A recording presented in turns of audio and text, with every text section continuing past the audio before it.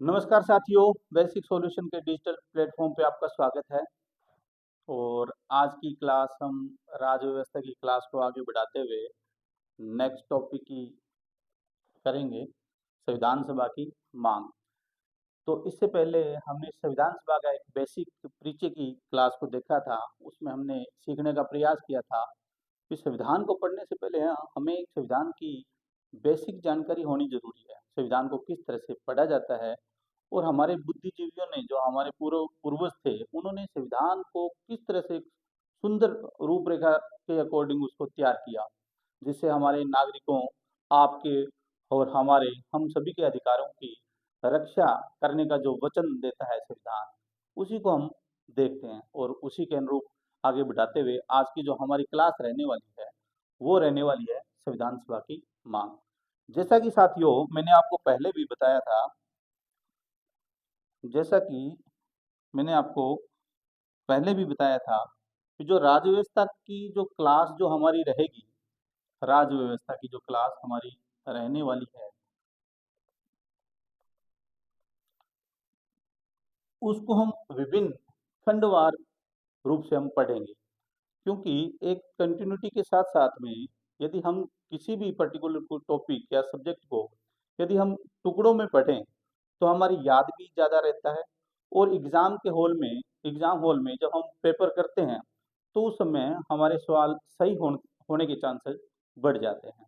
तो इसी का एक खंड के रूप में, जैसे राज्य व्यवस्था को मैंने बताया था, राज्य व्यवस्था के इतिहास को हम देखें, राज्य व्यवस्था के इतिहास को, या मैं कहूँ संविधान के इतिहास को हम देखें, संविधान आया कैसे,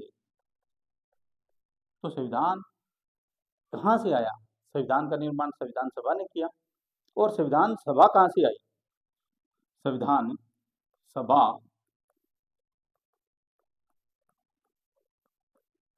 तो साथियों, संविधान सभा कोई एक दिन की घटना नहीं है। एक दिन में संविधान सभा का निर्माण नहीं हुआ। इसके लिए हमारे जो क्रांतिकारी थे, हमारे जो पूर्वज थे, जिन्होंने आजादी की लड़ाई लड़ी, जिन्होंने हमारे अधिकारों की रक्षा के लिए इतनी दूरदृष्टि रखते हुए, जिन्होंने ब्रिटिश हुकूमत के विरुद्ध अभियान चलाया और राष्ट्रीय आंदोलन का हिस्सा बने, उन्होंने इसकी मांग उठाई और कई वर्षों तक मांग उठाते गए। तब जाके आज हमें संविधान के अनुरूप जीवन जीने का मौका मिल रहा है। तो संविधान सभा की मांग को हम पढ़ते हैं, तो हम 1895 के दौर में हमें जाना पड़ेगा।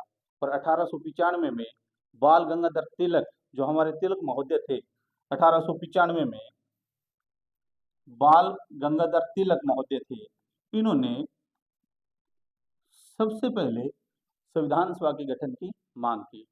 तो दोस्तों, एक बार मेरी क्लास को आप आराम से सुने, और उसके बाद में ये जो संविधान सभा की मांग है, इसमें हम मुख्य रूप से, जैसा कि आपने यहाँ देखा है सम्मेलन में, टॉप 10 मूवमेंट्स, तो टॉप 10 मूवमेंट्स की ही मैं बात करूंगा। और टॉप 10 मूवमेंट्स में ही आपको मैं ये बताने की कोशिश करूंगा कि संविधान सभा की मांग किस तरह से दिन प्रतिदिन या कितने सालों में, किस चरण में संविधान सभा की मांग हुई। तो दोस्तों, मैं आपको ये भी वचन देता हूँ कि इस क्लास की अकॉर्डिंग, इस क्लास के अंत में ये सारी की सारी घटना मैं आपको याद ही करा दूंगा। ठीक है ना। तो पहले हम समझते हैं, 1895 की मैं बात कर रहा था।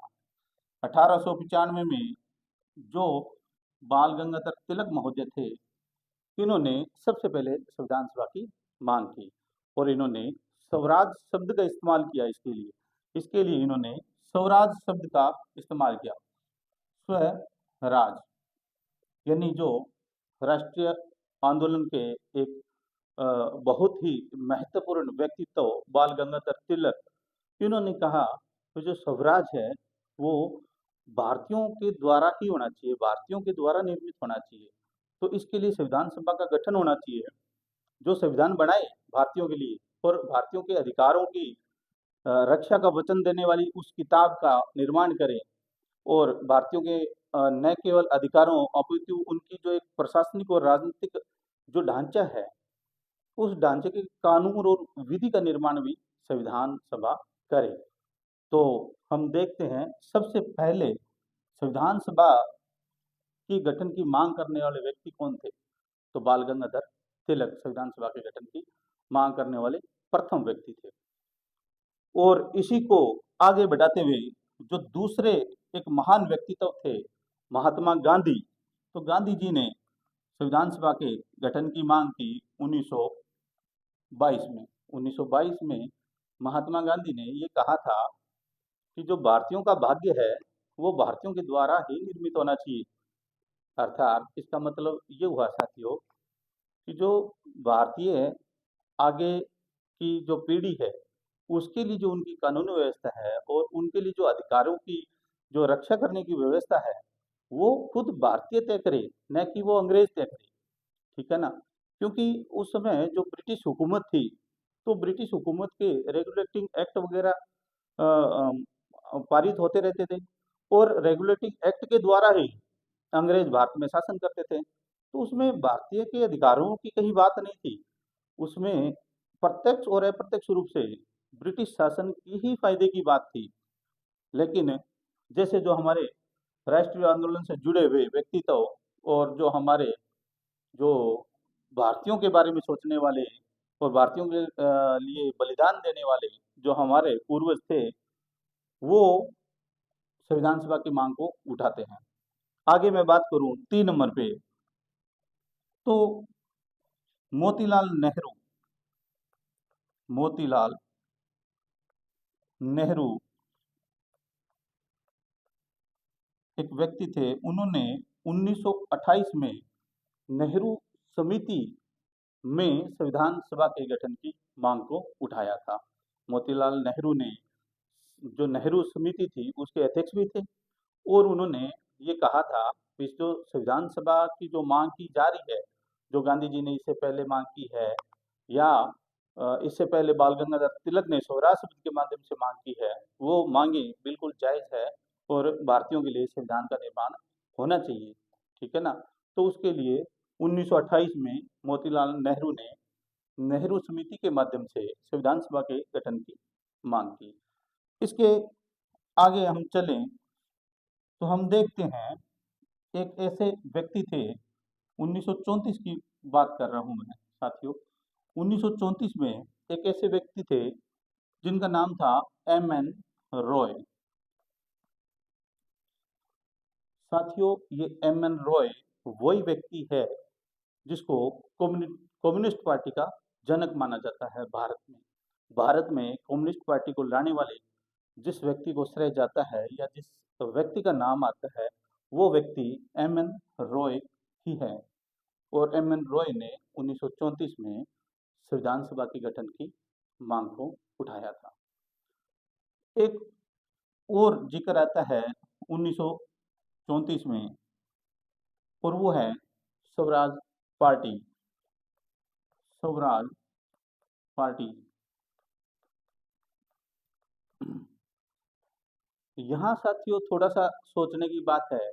भारत की ऐसी पार्टी यानी भारत की ऐसी पहली पार्टी जिन्होंने संविधान सभा के गठन की मांग की थी तो वो है स्वराज पार्टी। उसके बाद में मैं बात करूं तो 1935 1935 में जो उस दौर की सबसे बड़ी पार्टी थी जिसका नाम था कांग्रेस, 1885 में जिसका गठन हुआ था और नेशनल मूवमेंट चलाने वाली सबसे बड़ी पार्टी। दोस्तों इस समय भारत देश की जो सबसे बड़ी पार्टी थी वो कांग्रेस पार्टी थी। तो कांग्रेस पार्टी ने आधिकारिक तौर पर संविधान सभा के गठन की मांग को उठाया था। आधिकारिक तौर पर, आधिकारिक तौर पर साथियों यहाँ आपको ध्यान देने की जरूरत है। स्वराज पार्टी ने भी संविधान सभा के गठन की मांग की थी और कांग्रेस ने भी संविधान सभा के गठन की मांग की थी। लेकिन आपसे सवाल ये पूछा जाए कि ऐसी कौन सी पहली पार्टी है जिसने संविधान सभा के गठन की मांग की, तो वो पार्टी रहेगी स्वराज पार्टी। और आपसे पूछा जाए कांग्रेस ने, या आपसे डायरेक्टली ये पूछा जाए भारत में आधिकारिक तौर पर संविधान सभा के गठन की मांग करने वाली पार्टी कौन थी, तो साथियों वो कांग्रेस होगी, क्योंकि आधिकारिक तौर पर मांग तो कांग्रेस ही कर रही है। और ये बात है 1935 की। आगे मैं चलूं तो 1940 की हम बात करते हैं। 1940 के अंदर अगस्त प्रस्ताव आया। अगस्त प्रस्ताव, ये जो अगस्त प्रस्ताव है, स्वराज पार्टी है, कांग्रेस है, इसको साथियों आप हिस्ट्री की क्लास में पढ़ते हो। हिस्ट्री के जो सर हैं वो आपको इनके बारे में डिटेल से जानकारी देंगे। हम इन पार्टियों का संबंध जो संविधान सभा से कैसे है, हम उसी की ही बात कर रहे हैं यहाँ पे। तो 1940 में जो प्रस्ताव आया था उसमें भी संविधान सभा के गठन की बात थी। लेकिन यहाँ एक बात ध्यान रखने की है, इसमें संविधान शब्द का जिक्र नहीं था। संविधान का शब्द कहीं भी इंक्लूड नहीं था अभी। ये जो संविधान शब्द का जिक्र नहीं था, यानी अंग्रेज जो थे वो वैसे ही बहुत दिमाग से काम लेने वाले व्यक्ति थे, अपनी तरह भावुक होने वाले व्यक्ति नहीं थे, ठीक है ना। तो वो उन्होंने अगस्त प्रस्ताव में, और इसके पीछे भी कहीं न कहीं एक लॉजिक निकल के आता है दोस्तों, आपको याद रखने के लिए, या आपको एक कंसेप्चुअल जो आपको इसकी एनालिसिस करें। तो देखो ये कौन सा दौर है, ये 1940 का जो सन आपको दिखाई दे रहा है, ये किस दौर की बात हो रही है? ये ये उस दौर की बात हो रही है जहाँ द्वितीय विश्व युद्ध शुरू होने जा रहा था, और द्वितीय विश्व युद्ध की एक भूमिका बन रही थी, और शुरू ही हो चुका था, 1939 में शुरू हो चुका था द्वितीय विश्व युद्ध। तो उसमें इंग्लैंड जो था वो शामिल हो चुका था, और इंग्लैंड को भारतीयों के जो सैनिक थे, जो भारतीय जो सैनिक थे, उनकी ज़रूरत थी। तो इसलिए भारतीयों के जो सैनिकों के प्रति जो भावना थी, उसको जीतने के लिए भी अंग्रेज़ों की कहीं न कहीं ये मजबूरी थी, भी वो इस चीज़ को स्वीकार करें। तो उन्होंने अप्रत्यक्ष रूप से अगस्त प्रस्ताव में उन्होंने संविधान सभा के गठन की माँग को स्वीकार कर लिया था। इसके बाद की मैं बात करूँ तो 1942 में 1942 में क्रिप्स मिशन भारत आता है। क्रिप्स मिशन मिशन भारत आता है, जिसमें अंग्रेज मान ही चुके थे भी अब तो संविधान सभा का गठन करना ही पड़ेगा। तो क्रिप्स मिशन में भी संविधान सभा के गठन की मांग को स्वीकार किया गया। उसके बाद की मैं बात करूं, इसी क्रम को आगे बढ़ाते हुए संविधान सभा के गठन की मांग को, तो 1946 के अंदर 1946 के अंदर कैबिनेट मिशन भारत आया। कैबिनेट मिशन भारत आया। अच्छा साथियों, एक सवाल और भी पूछा जाता है, जब क्रिप्स मिशन भारत आया तो इंग्लैंड का प्रधानमंत्री कौन था? तो इस समय 1942 में इंग्लैंड का जो पीएम था वो विंस्टन चर्चिल था। Winston Winston Churchill.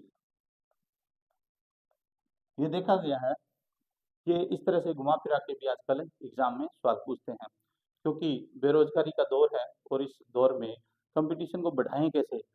अब ये तो यही रहेगा ना, क्रिप्स मिशन तो चेंज होने वाला नहीं है। 1942 में आया तो 1942 में ही आएगा, कैबिनेट मिशन 1946 तो 1946 में ही आएगा। तो इसमें फिर डीप से डीप सवाल कैसे जाए, कंपटीशन को टफ कैसे बनाया जाए, तो इस तरह के सवाल भी पूछते हैं। तो इंग्लैंड के प्रधानमंत्री का क्या नाम था? Winston Churchill. और 1946 में जब कैबिनेट मिशन भारत आया था, तो इस समय इंग्लैंड के प्रधानमंत्री थे एटली। ये भी आपको साथ साथ में ध्यान रखने की आवश्यकता है। और 1946 में कैबिनेट मिशन भारत आया था, और कैबिनेट मिशन में मुख्य रूप से 3 व्यक्ति शामिल थे। कौन कौन से?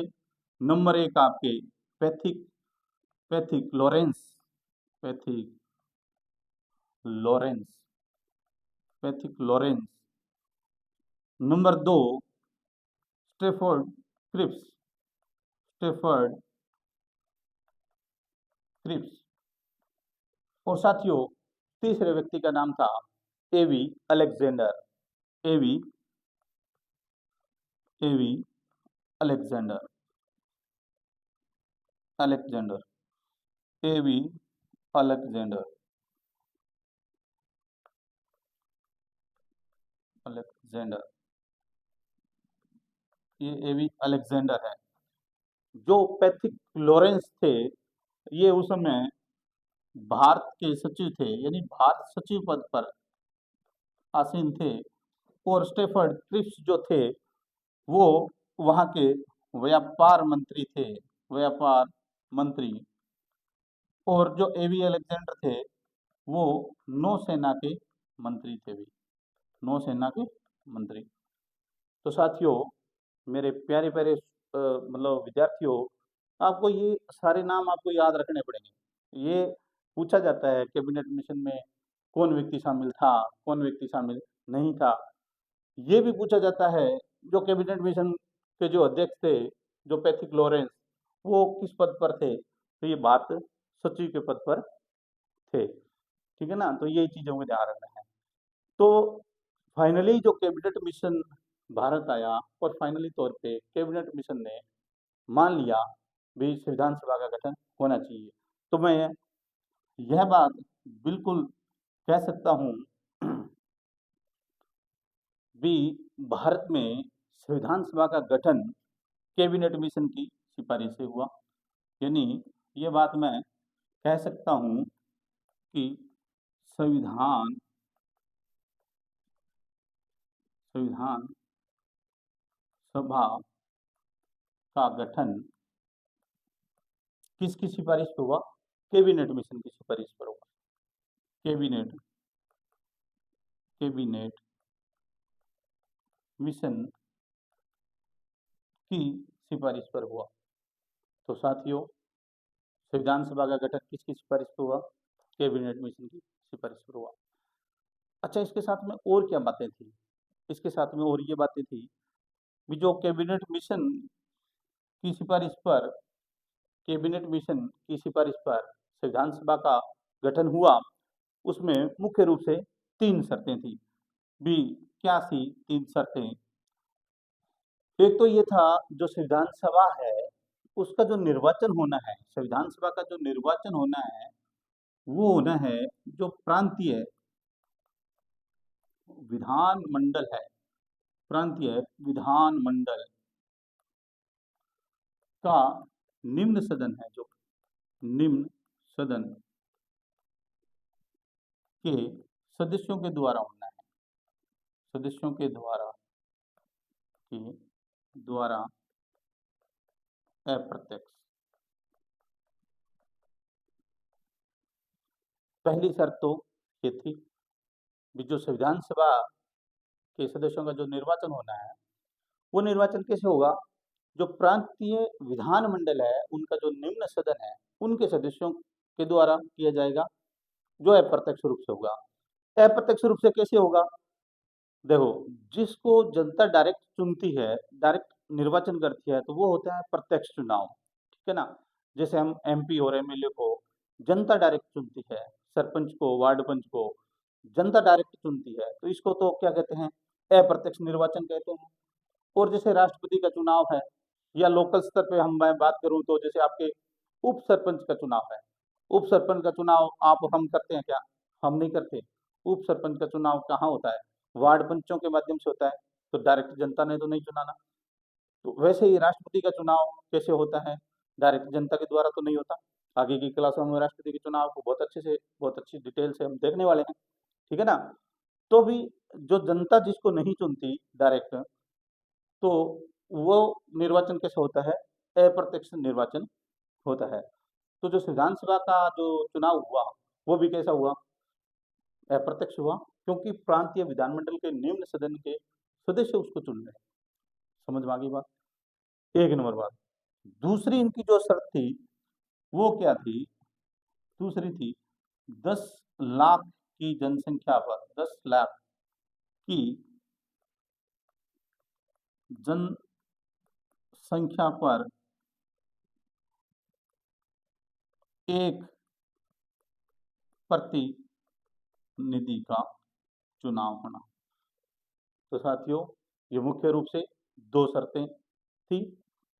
प्रांतीय विधानमंडल के निम्न सदस्य के सदस्यों के द्वारा अप्रत्यक्ष चुनाव होना, और दूसरा आपके 10 लाख की जनसंख्या पर एक प्रतिनिधि का चुना जाना। आगे मैं बात करूं, जो तीसरी जो आपके सर थी वो थी चुनाव की पद्धति क्या होने वाली है। तो चुनाव की पद्धति रहेगी अनुपातिक। चुनाव की पद्धति रहेगी आनुपातिक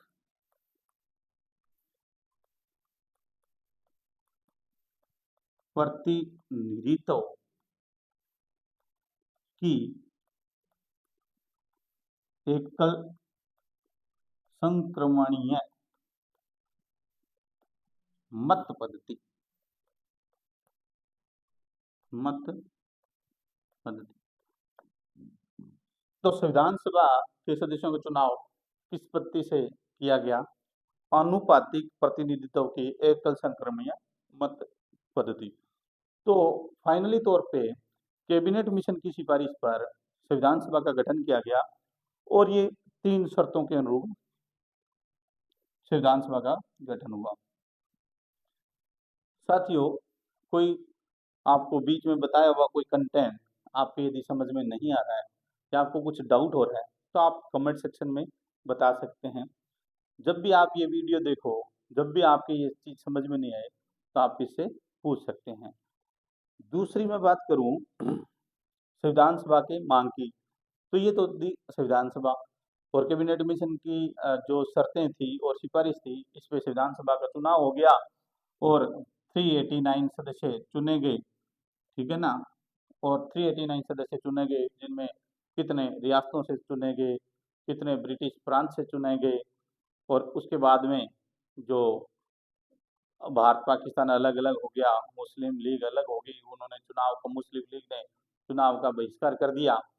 तो जब मुस्लिम लीग ने चुनाव का बहिष्कार कर दिया तो यह जो संख्या थी, यह 389 जो संख्या थी, यह घटकर 299 रह गई, ठीक है ना।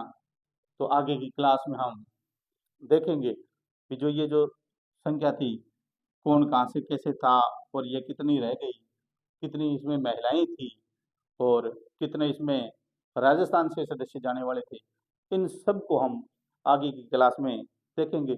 बहुत ही शानदार तरीके से पॉलिटी की क्लास को हम इंजॉय लेते लेते बड़े ही रोमांटिक तरीके से हम पढ़ने वाले हैं।